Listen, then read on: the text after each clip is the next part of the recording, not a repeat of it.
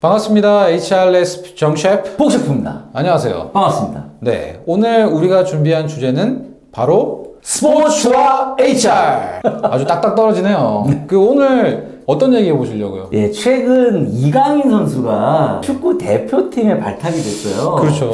그래서 그 이야기를 예. 인사 조직 관점에서 좀 나누고 싶고요. 네. 먼저 정 셰프님이 네. 도대체 무슨 일이 있었는지 네. 간략하게 한번 소개를 해주세요. 지난 아시안컵 때 손흥민 선수와 이강인 선수의 갈등이 굉장히 불거졌었고, 그래서 특별히 언론에서는 이강인 선수가 주장인 손흥민 선수에게 대들었다, 이런 얘기가 나왔었는데, 이후에 런던까지 찾아가서 이강인 선수가 공식 사과까지 하고요. 네. 사과문도 올리고 갈등이 봉합되는 것처럼 보였습니다만, 팬들의 여론은 굉장히 안 좋았죠. 그래서 이강인 선수를 한동안 대표팀에 붙지 말아야 된다. 자, 그런데 지금 대표팀 임시감독 체제로 들어갔잖아요. 네. 그래서 황선홍 감독이 되면서 3월 21일 태국전을 앞두고 이강인 선수를 뽑을 거냐 뽑지 않을 거냐 설왕설래가 있었는데, 결국 이강인 선수를 뽑았습니다. 그러다 보니까 팬들은 또 한 번 화를 내고 있어요. 그래서 중계 자체를 보이콧하겠다, 이런 얘기까지 하면서 논란이 불거지고 있는 거죠. 근데 갑자기 HRSP에서 축구 얘기를 하는 이유는 뭡니까 도대체? 결국에 이 주제는 인사 조직 관점의 주제입니다. 물론 축구 좋아하시는 분들 입장에서 이강인을 뽑아야 된다는 분도 계시고, 네. 아니면 이강인을 이번에는 탈락시켜야 된다, 본보기를 보여야 된다, 뭐 이런 의견도 있잖아요. 네네. 이런 다양한 의견은 존재하는 것이고, 네. 인사 조직 관점에서는 어떠한 접근이 필요한지를 좀 말씀드리고 싶고요. 네. 나아가서 저희는 뭐 이강인 선수나 황선홍 감독에게 아무런 감정이 없습니다. 네네네네. 그렇기 때문에 그런 오해는 하지 않으셨으면 좋겠다는 말씀 먼저 드리면서 네. 이야기를 시작해 보면 좋을 것 같아요. 저희는 이 사안에 대한 인사조직론적 관점의 평가를 할 뿐이다. 그렇죠. 네, 이렇게 보시면 될 것 같고요. 그러면 단도직입적으로 한번 들어가 보면, 이번에 태국전을 앞두고 황선홍 감독이 이강인 선수 선발한 거, 인사조직론적 관점에서 적절했습니까? 아닙니까? 적절하지 않습니다. 적절하지 않다. 예. 이강인 팬분들이 지금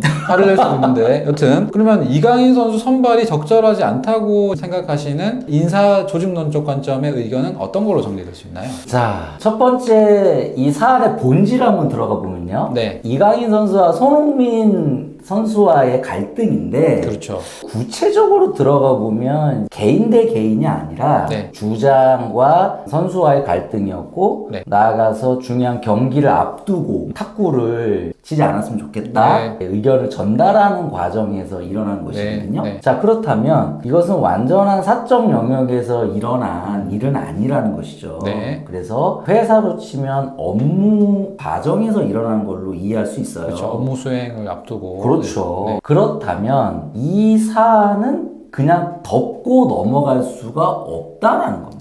사적인 관계에서야 덮을 수도 있고, 네. 뭐 사과하고 끝나고 이렇게 할 수도 있는데 좀 다르다. 그렇습니다. 네. 그렇기 때문에 사실관계를 정확히 확인을 해서 네. 만약 그 행동이 문제가 되는 행동이었다면 그에 상응하는 조치를 해야 한다는 것이 핵심이고요. 네. 그 이유는 사람이 타고난 성향이 있는데 네. 이것이 쉽게 잘 바뀌지 않습니다. 그렇기 때문에 이것을 만약에 그냥 넘어간다면 이강인 선수는 또 다른 경우에 비슷한 행동을 할 가능성이 매우 높습니다. 그렇다면 어떻게 사람이 그런 행동을 변화시키냐면 내 마음이 변해야 되는 거죠. 그렇죠.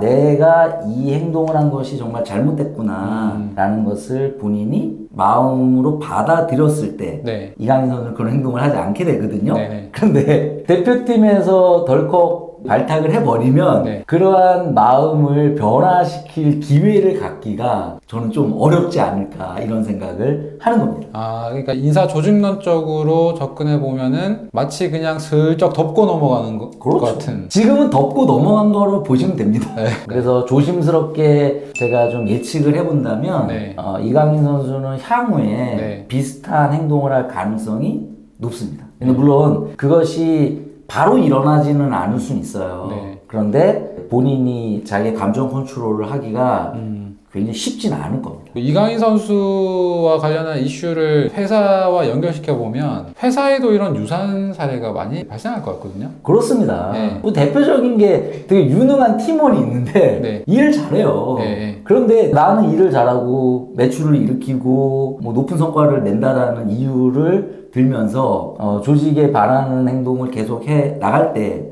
대부분의 조직에서는 어떻게 하나요? 그 사람 때문에 일단 매출이 나고 뭔가 실적이 나니까 네. 아유 좀 마음은 그래도 실력은 좋다라는 명분으로 그냥 내버려 두죠. 그렇죠. 네. 그것이 가장 잘못된 네. 조직 운영 방식입니다. 네. 단기적으로 볼 때 그 사람에게 어떤 조치를 하게 되는 것이 조직에서 약간의 손해가 생길 수 있거든요. 그렇죠. 근데 장기적으로는 절대 그렇지 않습니다.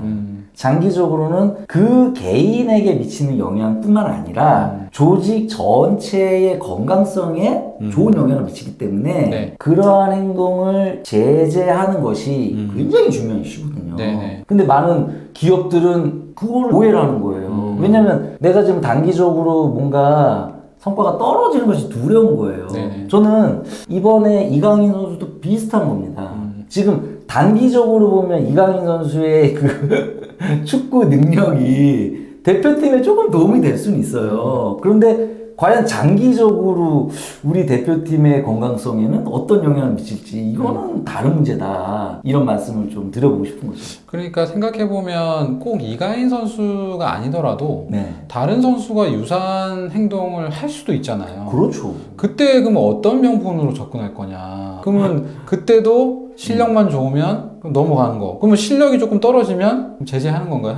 그렇죠. 네. 그거는 받아들이기 어렵죠. 나중에 이 대한축구협회가 일관성을 잡기도 참 어려움이 있겠네요. 그렇습니다. 자, 그러면 이제 오늘 사례를 쭉 봤는데, 우리 국민의 한 사람으로서 네. 대한축구협회에 간곡하게 조언을 해주고 싶은 게 있다면? 제가 축구 전문가는 아니지만 대한축구협회 의견을 드리자면 이번에 뭐 황선홍 감독이 선발한 것 이것을 되돌리기는 좀 어렵겠죠. 네, 어렵겠지만 향후에 이러한 비슷한 일이 일어난다면 그것은 다른 접근을 해야 된다. 인사조직론적 접근을 해야 된다. 그렇죠. 근데 그 기준은 그 개인의 행동이 조직의 핵심 가치, 나아가서 조직의 질서를 위반했는지를 보는 것이에요. 네네네. 그 사람의 사생활을 보는 게 아니라 네네. 그랬을 때는 반드시 조치가 필요한데 예를 들어서 비슷한 상황이 생긴다면 한 1년 정도는 대표팀에서 제외하는 것이 저는 맞다. 그래서 그렇게 제외하게 되면 막상 뭐 대표팀 전력이 약화될 것 같지만 크게 약화되지 않습니다. 네. 왜냐하면 이거는 협력이라는 아주 큰 가치가 있기 때문이에요. 네네. 오히려 다른 구성원들에게 긍정적인 영향을 주게 된다는 것이고요. 그리고 나아가서 본인을 돌아볼 수 있는 아주 중요한 시간이 돼요. 네. 그래서 조직과 개인에게 모두 도움이 된다라는 그런 결과가 나올 수 있고 그래서 이런 접근을 통해서 저는 우리 한국 축구가 더 발전할 수 있다 이런 말씀을 좀 드려보고 싶습니다. 그러니까 인사조직론적으로 보면 당장은 아픔이 있더라도 장기적으로 훨씬 서로가 건강해질 수 있는 그렇죠. 그런 방식을 선택하는 것이 좋고 인간적인 실수는 누구든지 할 수 있기 때문에 맞습니다. 용서하고 품어주는 것이 필요하지만 인간적인 관점을 넘어서서 인사 조직론적 관점에서는 이런 정확한 접근을 할 필요가 있다. 그렇죠. 다시 정리하자면 이강인 선수에게 징계할 수가 없잖아요. 우리 지금 소속도 아니고. 네네네. 그럼 이강인 선수에게 할 수 있는 조치는 대표팀 선발에서 제외하는 것이거든요. 네. 그것이 이강인 선수를 사랑하는 겁니다. 이해가 되십니까? 그 소위 말하는 조직론적 사랑인가요? 맞습니다. 최동석 박사님이 항상 강조하시는 조직론적 사랑의 관점인데 이 개인을 사랑하는 것이 무엇이냐를 우리는 다시 한번 생각해 봐야 하지 않을까라는 네. 말씀을 좀 드리고 싶습니다. 네. 오늘 국가대표 축구팀 손흥민 이강인 사건을 통해서 HR을 분석해봤는데요. 정말 중요한 시사점, 인사 조직론적 관점에서 우리가 접근하는 것이 중요하다. 포인트를 잘 알아냈습니다. 자, 오늘 영상이 마음에 드셨다면 구독과 좋아요, 알림 설정 꼭 부탁드리고요. 다음에 또 좋은 영상으로 뵙도록 하겠습니다. 감사합니다. 감사합니다.